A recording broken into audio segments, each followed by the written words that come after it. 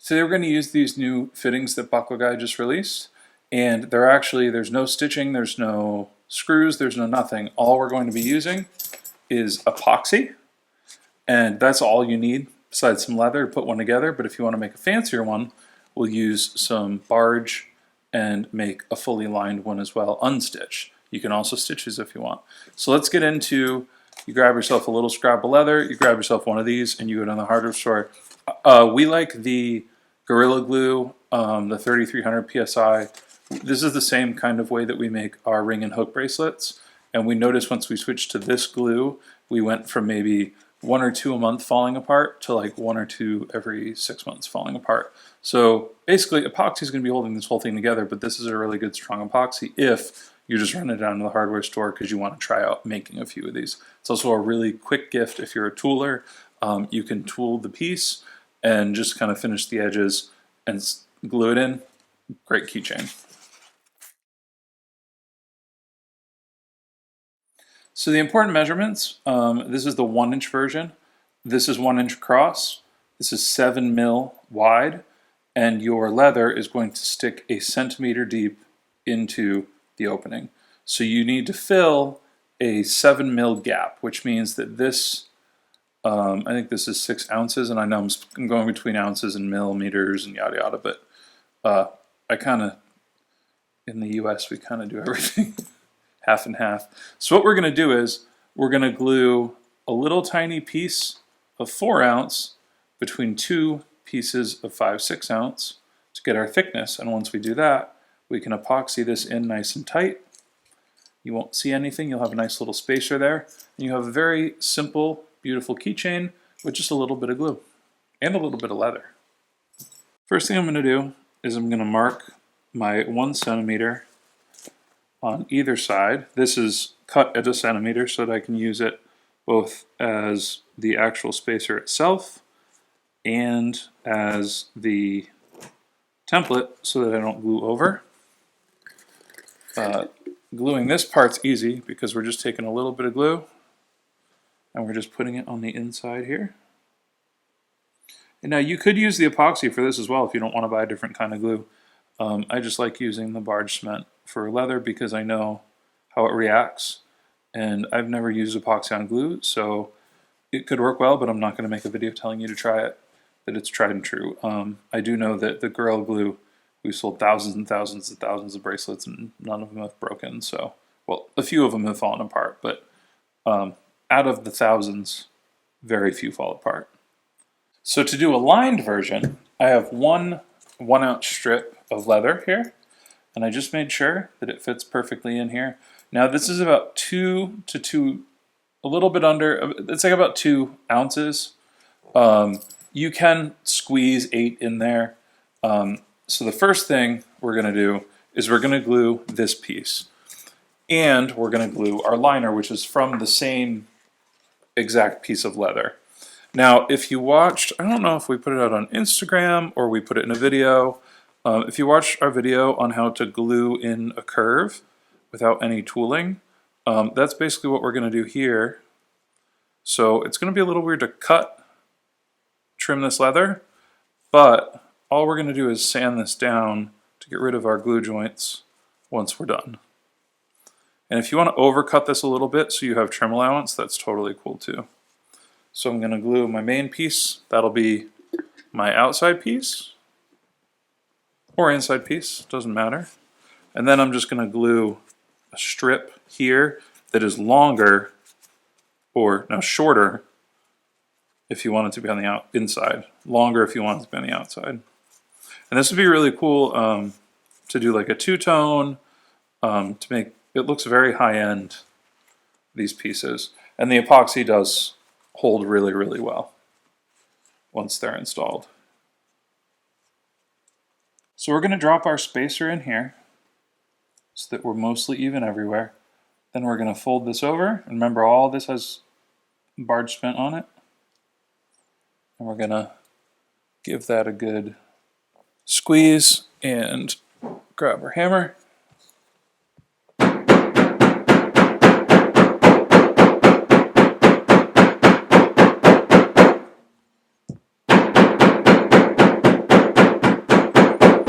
we go.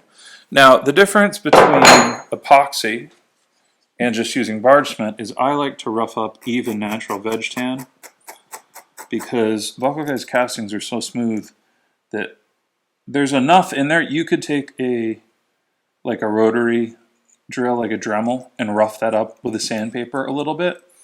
But you don't really need to. That part of it's zinc, so you shouldn't have any problems. Then on the other side, I'm just going to do the same thing. Remember, only scratch up to the 1 centimeter point.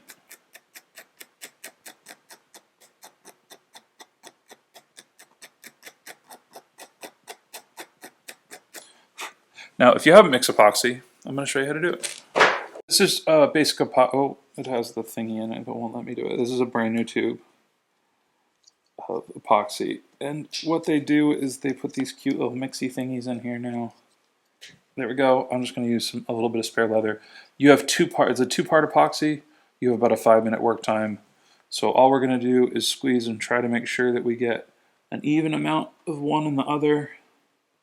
If we don't get it perfect, it's no big deal. But we're not going to use a lot. So we pull this back.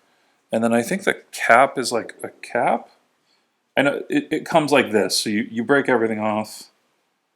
And then you put that in there so that your epoxy, we keep these tubes for like months on end.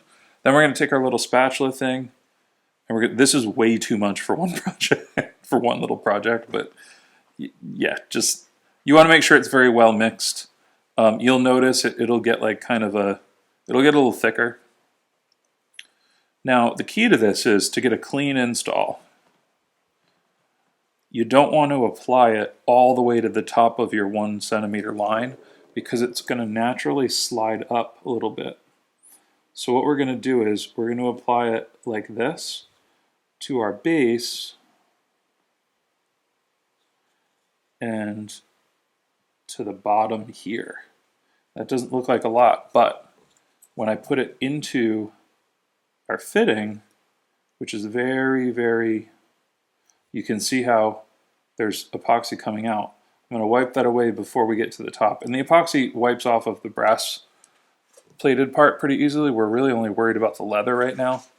So once we get that in, we don't want any more squeeze out if we can afford it. And there we go. Nice and clean. So then we can just very carefully wipe this apart, wipe the hardware clean, and look at that. You just made yourself a very, very fancy keychain. Did you get glue on it? I probably got glue on it, yeah. That part also has glue on it. It looks nice. But it looks nice. So that is it. That epoxy is strong enough to carry keys on, wears bracelets. Just make sure you stay with a good solid like 3,300, 3,500, something of that PSI. Because in that case, it's not going to be the leather separating from the metal. It's going to be like the leather ripping. It's just like wood glue, where you don't think wood glue is stronger than wood, but it is. All right, so to do our aligned one, we're going to want to glue this in shape. So the first thing we're going to do is we're going to take our outer piece and we're going to fold it so that that's where we know our half is going to be. And the first part, we're going to glue flat. Sometimes you can do that. We're going to glue it flat. But then when we want to bend it, we're going to glue it over top like this. Right there. And that will guarantee, and you can use the corner of your bench to guarantee that we're not going to have any problems with this fully bent full time. Let me do a little bit of hammering here.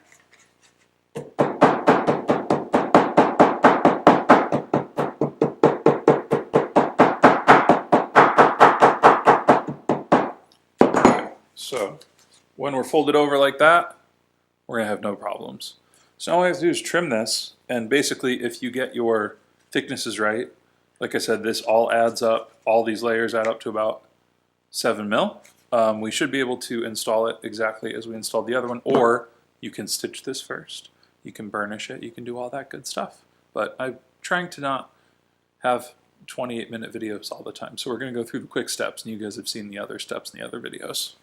So I've trimmed this down, and what I'm going to do is I'm just going to make sure that we fit in our fitting here. And we fit, if you have a little bit of wiggle room, that's actually good because you can shove a little bit of extra epoxy in there. You just don't want too much.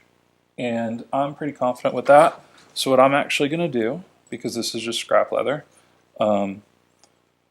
if it's not scrap leather, you can also do this, is I'm going to make a light line at the 1 centimeter mark, so I know that we're burying this about as deep as we can into our little leather piece. I have one last trick for you. We're going to take our edge beveler and we're going to bevel these edges, and all that's going to do is give us more surface area for that epoxy to stick in. Have a little W shape basically at the bottom. Now, of course, if you want to make a fully finished piece, you go around and do all the edges like this, but we're not doing that. So basically, same thing, just a little bit. That's really all you need for one keychain. And we're just going to mix this up.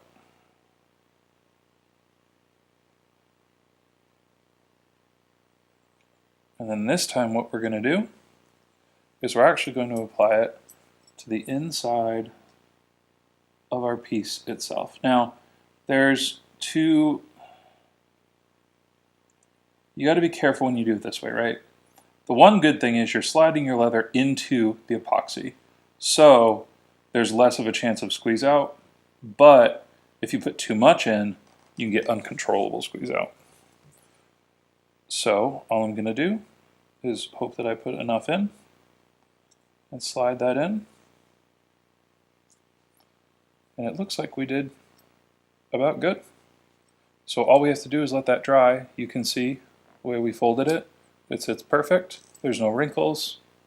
And there is a little bit of space here, but I'm confident with that W that we made and covering all the sides with epoxy, this is going to sit just fine. So we'll let these sit and dry for, I think this, it says it dries in 5 minutes, but it lies. We're going to let it sit for an hour, and then we'll come back and do a pull test and see which method is stronger, if either. And so here we go. So we have our, I got glue everywhere, but this one is our single piece with the little spacer, and this is our lined piece. These have been setting, the package says 30 minutes, but I usually leave them overnight. But if you do the pull test, those are in there. I'd be more worried about this one. Yeah, that's not going anywhere. With an overnight cure, you're good to go. So, let me move my little mat over here. So here's another new option for hardware, for really pretty looking, if you don't get glue all over everything like I did, really pretty looking and very customizable keychains where all the work is kind of done for you. You just tool, or yeah, you can tool, you can stitch, you can do whatever, and then you just glue it in, and that's it. And word on the street is that this is how a very large company makes about 50,000 of these a month with epoxy, and they work fine. I'm not saying that as a case test or a test case, because I would have to use one of these myself for a while.